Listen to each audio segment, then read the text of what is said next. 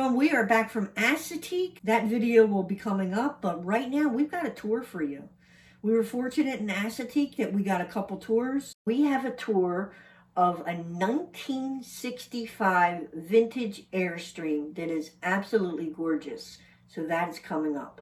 Hi, I'm Rick. And I'm Sharon. And we are Cargo On. Cargo Conversion Building Camp. We feature camper tours, interviews with builders, campground reviews, and we offer camping tips. If that's your cup of tea, then please subscribe.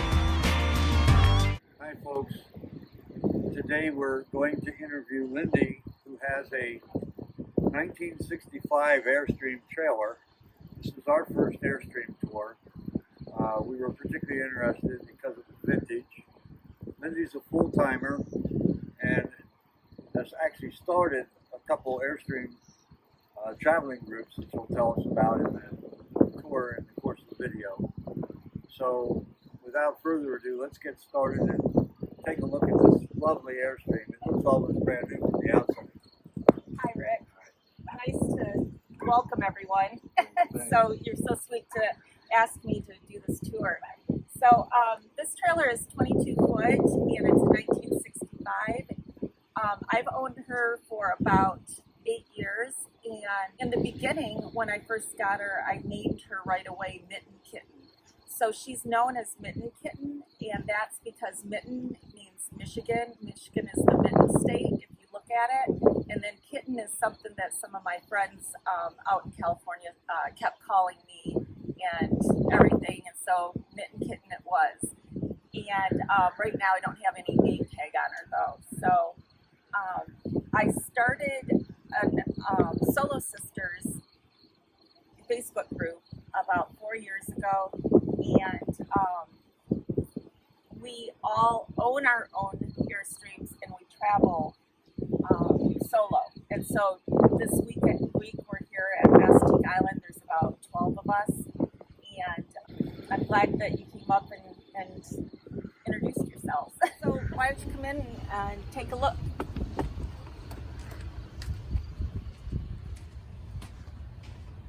So what I did is, when I got her, she was completely original. She did have, the floors were updated and the countertop was updated, but what I've done just last year during the pandemic was I put in a butcher block countertop, and I added this table because I needed a workspace. This is one of the couches, and if you look behind you in the front where my bed is, that is a couch also.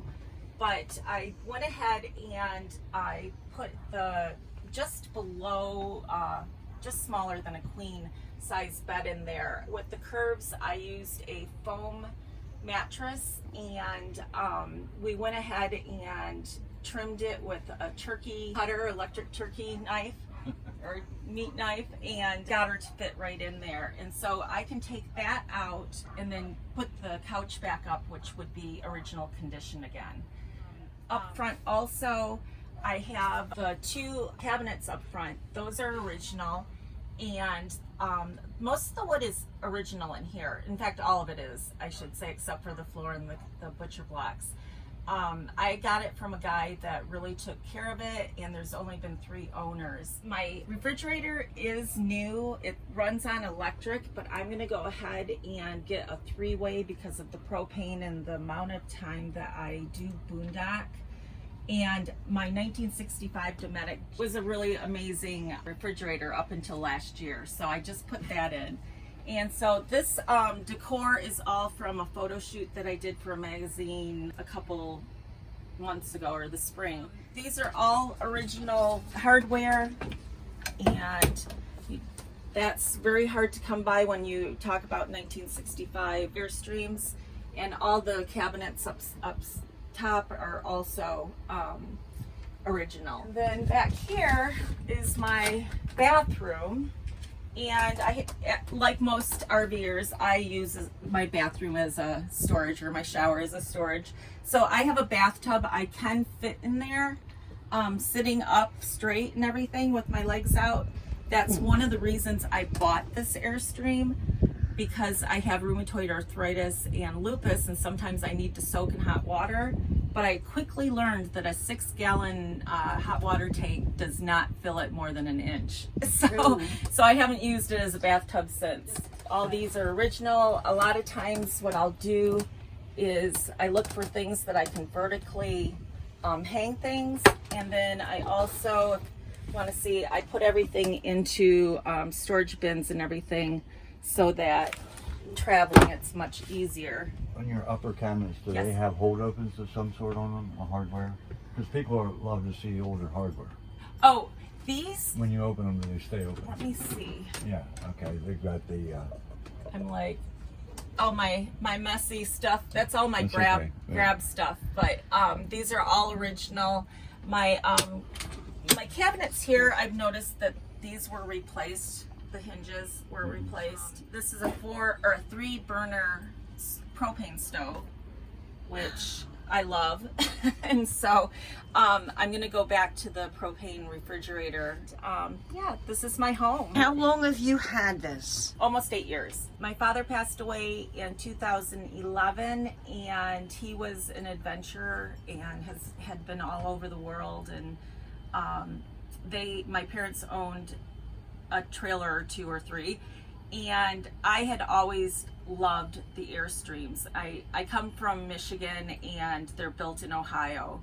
Their headquarters is based in Jackson Center, Ohio, and they just built a brand new, I don't know, hundreds of thousands of feet worth of warehouse space and factory and headquarters. And so if anyone's in Jackson Center, Ohio, you can go ahead and stop there and see what the headquarters looks like, and you can see all the Airstreams, and they're going to have a museum also that's opening probably later this year or next year. I got started in traveling when I was 2 years old. They said that I was running through Montana, eating stones and stuff, and my dad was always on the go, going somewhere. I've lived in Northern California and Maryland, Florida, Michigan, and I don't plan on letting any grass grow under my feet anytime soon. That's great. One of the things I'm impressed with particularly is the quality of the woodwork in the Airstreams. They're noted for it. They don't use a particle board with the contact paper veneer. This looks like most of the wood in here is all mahogany, which just, if it's taken care of, it'll last forever. And they are so impressive. When I first got it, I didn't really like the darkness of the whole thing, but like I said, last year I put these in, and I put the backsplash tile in, and it really lightened it up. So I think that a lot of people look at the vintage Airstreams and they want to just gut the whole thing, but I really like to tell people, if you can use it and camp in it and give it some time and see if you really do want to take out that cabinet. I put on this wallpaper. It's removable. It's not the peel and stick, but it's removable, and so I tested it before, and that design has a special meaning to me. Other people probably look at it and wonder what it is. They're tree trunks of what they call circus trees, and they're in Northern California, and I helped write the historic landscape preservation national, I don't know what they call it now, not landmark, but item. It's a historic item. Those trees are historic items. And so when I was picking out wallpaper, I came across that design, and it just had something personal, so I ended up putting that up. But in around the bathroom also. Okay. How much have you done to this? I have done very little to it. When I bought it, it was mirror shined, which people say, oh, it looks so clean now, but it's not. I shined it 2 years ago or 3 years ago, and I spent October of 2019 out here, and I went through 2 nor'easters, and so the sand and the salt water on it made like little divots, Brains and it, yeah. So I haven't quite recovered from that, but eventually I'll shine it up again, polish it.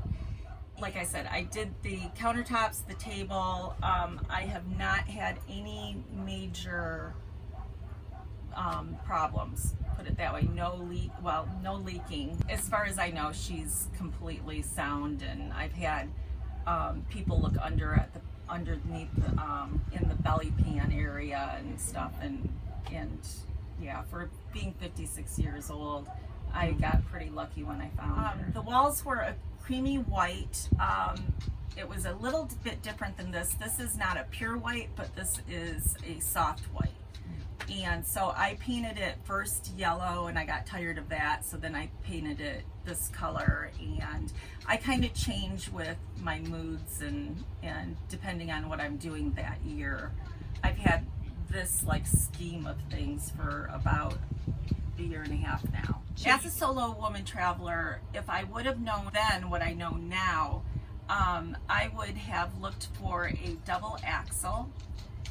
And I would have also probably looked for one that was maybe a little bit shorter, but for me, the 22 foot is perfect.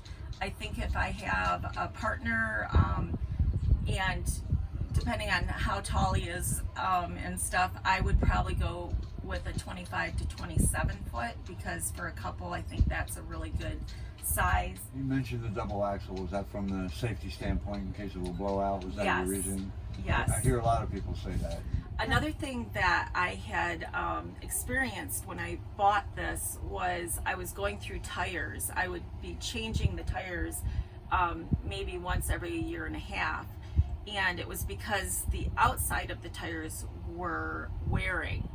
And no one really paid much attention at the tire places. They didn't know, they didn't have any explanation. But I went to Pioneer Vintage Trailer in Oak Harbor, Ohio, and they took a look at it, and they studied it a bit, and they said, okay, well, someone put the wrong axle in. The axle was actually rated for a heavier weight, and so when axles come, they come a little bit arced. And so since I didn't have weight pushing down to make it straight, my outsides of my tires were wearing. So just this spring, they went ahead and installed a new axle system on this, and I haven't had any trouble since then with my tires. So for Airstreams, we have one person that we call the expert, and he's in New York. His name's Colin Hyde, and if anyone has an Airstream and wants to ask questions, I would recommend him to be called. Okay. 4 years ago, I started a group called the Solo Streaming Sisters, and we are all women owners of all ages, and we all own our Airstreams individually, and we travel solo. Not to say that we don't have a person sometimes come along, but for the most part, we own it. We travel solo. A lot of us are full-time. A lot of us have no homes, and so we just use maybe a family member's address as our own home address. And it's 1,000 women strong, and I also have another group called Airstream Sisters, and that's for anyone who is married, coupled, has a partner, anyone who wants to possibly buy an Airstream and learn before they buy. And both groups are really great groups. You can find them on Facebook. I'll put a link to them. Okay, thank you. And then also I own a company. It's member-based supported right now. It's a website and an app. And what I do is I bring Airstreaming women, the ones who own and ones who want to own and want to learn together into a private group. And they have access to information, RV world information, Airstream specific information, and original content we'll be working on. And I get this question a lot about how I protect myself, and I do have protection, and I never disclose what it is or where it is. And also, I'm very aware of my surroundings. There's two things. One, I'd like to have everyone look at the can of wasp spray that women carry, and they think that that's gonna be the best thing because it's against the law federally to use it as a weapon. Bear spray is one of the known legal ways to protect yourself, and mace. So I would suggest looking into that. Okay. And then another thing is, in the light of Gabby Petito, I want to remind people that it's often the people that we know and love that hurt us. And so, and you can look up those statistics. And so it's a shame. Last night, the Solo Sisters and we all had a small memorial in her honor at the beach under the full moon, and it really hit home to a lot of us because that was us at 23, and or it's our daughters. You know, anything can happen to us. We can get in accidents, or you know, anything can happen to us. But yeah, I'm always cautious, and that's why I don't usually give tours. But you two, I trust. Well, I appreciate it, and I appreciate you giving the advice out. I worry so much about nomad women. I really worry. And if you have any weapons as gun protection, I mean, from state to state, firearms laws are different, and so you have to be educated all around about using a firearm, where you can carry it, and and practice if you do have it, so you know what to do. So let me ask you, you love this lifestyle? Yeah, I do. I recently, in fact yesterday, I was at a local coffee house, and a gentleman sitting next to me asked me how long I was going to do this. And so I had told him until I can't. And that's because, a very good friend of mine, he had said that to me. I'm gonna do this lifestyle till I can't. And so, with my health being compromised, I have days where I struggle, but in the end, my Airstream has kept me going. It has saved me. It has gotten me through grief with my family members passing away, and through a divorce. And I love my life. I'm very grateful.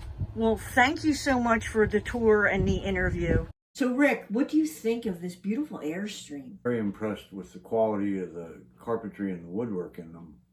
And this one, of course, is no exception, particularly since all the woodwork is original from 1965, and it's still in very good shape. So this Airstream is 4 years younger than me, and I think it's in better shape for its age. It is really beautiful. It's the first Airstream I've ever been in personally, and I just love the whole feel, the whole vibe. And the windows were open, and it was just airy. I love the breezes that came in. That rounded shape, which is touted for being so aerodynamic in terms of towing, also lends itself to making the interior appear bigger, because you don't have the ceiling to wall corners and whatnot that kind of define the space and give you a perception of size. Lindsey, thank you so much for letting us tour your home. Lindsey seems like a wonderful woman, and she's got a lot going on as far as Facebook groups and stuff. This slide shows Lindsey's Facebook groups and her website. I'm also going to put a link to that below in the description, so check it out. Thanks for watching. That's a wrap, everyone. You know what to do if you like this video. You all come back now, you hear?